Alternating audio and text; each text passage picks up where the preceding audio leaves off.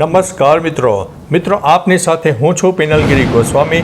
આજના વેધર એનાલિસિસમાં વાત થશે આજે તારીખ 26 ઓક્ટોબરથી લઈને 9 નવેમ્બર સુધી ગુજરાતમાં કેવું રહેશે હવામાન, આવનારા દિવસોમાં વરસાદની કેટલી શક્યતા છે અને હજુ ગુજરાતના કયા વિસ્તારમાં વરસાદ શરૂ થઈ ગયો છે।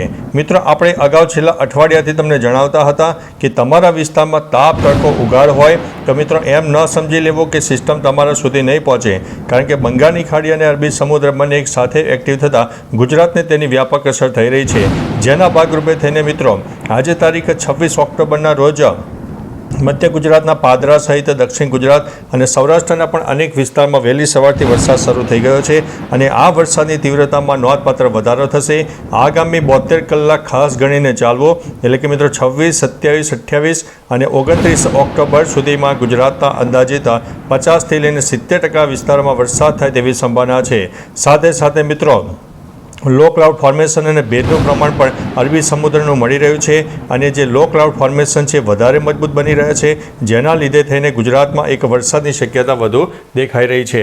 મિત્રો, આ સેટેલાઇટ ઇમેજ આજે તારીખ 26 ઓક્ટોબરનું છે, તેમાં જોઈ શકો છો કે સૌરાષ્ટ્રના અનેક ભાગો હોય, દક્ષિણ ગુજરાત અને મધ્ય ગુજરાતના અનેક ભાગોમાં વરસાદની શરૂઆત થઈ જવા પામી છે।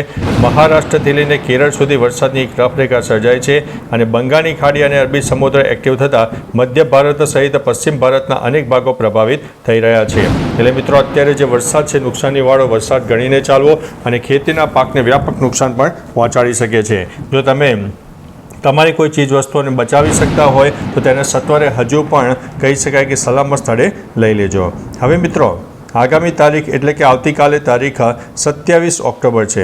આવતીકાલે તારીખ 27 ઓક્ટોબરના રોજ સમગ્ર સૌરાષ્ટ્ર સહિત મધ્ય ગુજરાત, દક્ષિણ ગુજરાત, ઉત્તર ગુજરાતના પણ ભાગો હોય, કચ્છના પણ દક્ષિણ અને પૂર્વ તરફના વિસ્તારમાં વરસાદની શક્યતા રહેલી છે।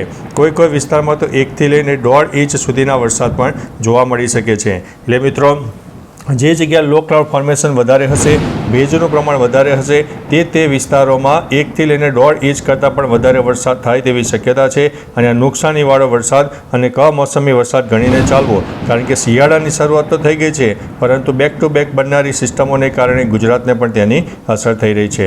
તારીખ 28 ઓક્ટોબરની વાત કરીએ તો 28 ઓક્ટોબરે પણ ગુજરાત ઉપર લો ક્લાઉડ ફોર્મેશનનો ખતરો છે, જેના લીધે થઈને 28 ઓક્ટોબરે પણ સૌરાષ્ટ્ર, ઉત્તર ગુજરાત, મધ્ય ગુજરાત, દક્ષિણ ગુજરાત, કચ્છના દક્ષિણ અને પૂર્વ તરફના વિસ્તારમાં છૂટોછવાયો વરસાદ તો કોઈ જગ્યાએ મધ્યમથી વધુ વરસાદ થઈ શકે છે।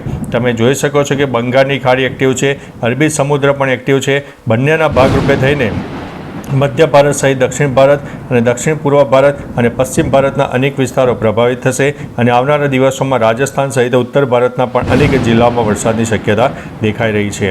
ત્યારે મિત્રો, તારીખ 29 ઓક્ટોબરની વાત કરીએ તો 29 ઓક્ટોબરે પણ તમે જોઈ શકો છો તે પ્રમાણે લો ક્લાઉડ ફોર્મેશન વધારે રહેશે। સૌથી વધારે અસર મિત્રો સૌરાષ્ટ્ર, દક્ષિણ ગુજરાત અને મધ્ય ગુજરાતના અનેક જિલ્લામાં જોવા મળે।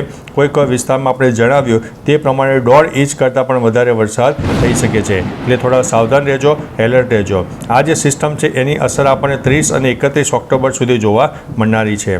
હવે 30 ઓક્ટોબરની વાત કરીએ તો 30 ઓક્ટોબરે પણ લો ક્લાઉડ ફોર્મેશન સર્જાશે, પરંતુ સામાન્ય જે અત્યારે જે વધુ પ્રમાણમાં લો ક્લાઉડ ફોર્મેશન છે તેની તીવ્રતામાં સામાન્ય ઘટાડો થાય અને સિસ્ટમ સામાન્ય નબળી પડશે, પરંતુ મધ્ય ગુજરાત સહિત સૌરાષ્ટ્ર, દક્ષિણ ગુજરાત અને ઉત્તર ગુજરાતના પણ અનેક ભાગોને અસર રહેશે। કહી શકાય કે રાજસ્થાનના પણ અનેક વિસ્તારમાં વરસાદની શક્યતા દેખાઈ રહી છે। એટલે મિત્રો, ટૂંકોને ટચ આગામી કહી શકાય કે 5 થી 7 દિવસ હજુ પણ ગુજરાત ઉપર વરસાદનો ખતરો દેખાઈ રહ્યો છે। 31 ઓક્ટોબરની વાત કરીએ તો 31 ઓક્ટોબરે પણ સૌરાષ્ટ્રના પશ્ચિમ તરફના વિસ્તાર હોય, દક્ષિણ સૌરાષ્ટ્ર હોય, અનેક વિસ્તારમાં વરસાદ થઈ શકે છે, જ્યારે દક્ષિણ ગુજરાત, મધ્ય ગુજરાત અને ઉત્તર ગુજરાતના અનેક ભાગોમાં છૂટોછવાયો વરસાદ થઈ શકે છે। કચ્છમાં એકંદરે વરસાદનું પ્રમાણ થોડું ઓછું રહેશે, પરંતુ દક્ષિણ અને પૂર્વ તરફનો વિસ્તાર છે તેમાં આવનારા 3 દિવસ છૂટોછવાયો વરસાદ થઈ શકે છે। હવે મિત્રો, 1 નવેમ્બરની વાત કરીએ તો 1 નવેમ્બરથી આ જે સિસ્ટમ છે સામાન્ય ઘટી શકે છે, પરંતુ દક્ષિણ ગુજરાત, સૌરાષ્ટ્ર અને મધ્ય ગુજરાતના અનેક ભાગોમાં વાદળછાયું વાતાવરણ જોવા મળે અને કોઈ જગ્યાએ લોકલ ડેવલપમેન્ટ થાય તો જે તે વિસ્તાર પૂરતો છૂટોછવાયો વરસાદ થઈ શકે છે, જે 5 થી 10 મિનિટના વરસાદી ઝાપટા હોઈ શકે છે। 2 નવેમ્બરની વાત કરીએ તો 2 નવેમ્બરે પણ તમે જોઈ શકો છો તે પ્રમાણે જે સિસ્ટમ છે એ ધીમે ધીમે પોતાનું જે રૌદ્ર સ્વરૂપ છે ઓછું કરી દેશે, પરંતુ દક્ષિણ ગુજરાતથી લઈને કેરળ સુધી એક સામાન્ય વરસાદની ટફરેખા સર્જાશે. એટલે મહારાષ્ટ્ર સહિત દક્ષિણ ગુજરાતના અનેક ભાગો હોય અને દક્ષિણ ભારતના પણ અનેક ભાગોમાં છૂટોછવાયો વરસાદ થઈ શકે છે. એટલે મિત્રો ટૂંકુને ટચ દક્ષિણ ગુજરાતને હજુ પણ આગામી 7 દિવસ ખતરો દેખાઈ રહ્યો છે. ત્યારે મિત્રો તારીખ 3 નવેમ્બરની વાત કરીએ તો 3 નવેમ્બરથી આ સિસ્ટમ ઘણી બધી નબળી પડી જશે અને એક લો ક્લાઉડ ફોર્મેશન છે તેનું બોન્ડિંગ પણ તૂટી જશે. એટલે વરસાદની તીવ્રતામાં નોંધપાત્ર ઘટાડો થઈ જશે. 4 નવેમ્બરની વાત કરીએ તો દક્ષિણ ભારતના અનેક જિલ્લામાં છૂટોછવાયો વરસાદ. તો ગુજરાતમાં વરસાદની તીવ્રતા ખૂબ જ ઓછી થશે અને ન પણ પડે અને તાપ તડકો ઉગાર નીકળે તેવી પરિસ્થિતિ સર્જાય. ત્યારે મિત્રો તારીખ 5 નવેમ્બરની વાત કરીએ તો 5 નવેમ્બરે તમે જોઈ શકો છો તે પ્રમાણે 5 નવેમ્બરે મહારાષ્ટ્ર સહિત દક્ષિણ ગુજરાતના અનેક ભાગોમાં છૂટોછવાયો વરસાદ થઈ શકે છે. બીજી તરફ મિત્રો આવનારા દિવસોમાં ઉત્તર ભારતના ઉત્તરી પટ્ટામાં WD સક્રિય થાય, જેના લીધે થઈને આ જ્યારે ક્લાઉડ ફોર્મેશન તૂટી જશે ત્યારબાદ એક ઠંડીનો માહોલ પણ સર્જાશે. તારીખ 6 નવેમ્બરની વાત કરીએ તો 6 નવેમ્બરે પણ મધ્ય ભારત સહિત પશ્ચિમ ભારતના અનેક ભાગો હોય, ઉપરાંત મહારાષ્ટ્રથી લઈને દક્ષિણ ગુજરાત સુધી પણ છૂટોછવાયો વરસાદ થઈ શકે છે. 7 નવેમ્બરની વાત કરીએ તો 7 નવેમ્બરે પણ કહી શકાય કે 7 નવેમ્બરે પણ છૂટાછવાયા વરસાદની શક્યતા છે, પરંતુ ક્લાઉડ બોન્ડિંગ છે એ ઘણું બધું તૂટી જશે અને જે સિસ્ટમ છે ઘણી બધી નબળી પડી જશે. હવે મિત્રો તારીખ 8 નવેમ્બરની વાત કરીએ તો 8 નવેમ્બરનું સેટેલાઇટ ઇમેજ જોઈ શકો છો તે પ્રમાણે જે ક્લાઉડ ફોર્મેશન છે એ અપર ક્લાઉડ ફોર્મેશન હશે, જે વરસાદી વાદળો હશે, જે વરસાદી વાદળો નહીં હોય. એટલે મિત્રો એ જે વાદળો તમને દેખાય છે વાદળો અપર ક્લાઉડ ફોર્મેશન છે, જે વરસાદી વાદળો હોતા નથી ને વરસાદ આપતા નથી તેવા વાદળોનું નિર્માણ થાય. 9 નવેમ્બરની વાત કરીએ તો 9 નવેમ્બરે પણ બંગાળની ખાડી હોય અને અરબી સમુદ્ર હોય, એ સામાન્ય રીતે કહી શકાય કે તે ઘણો બધા નબળા પડી જશે અને જે સિસ્ટમો છે એ ઘણી બધી વિદાય લઈ લેશે.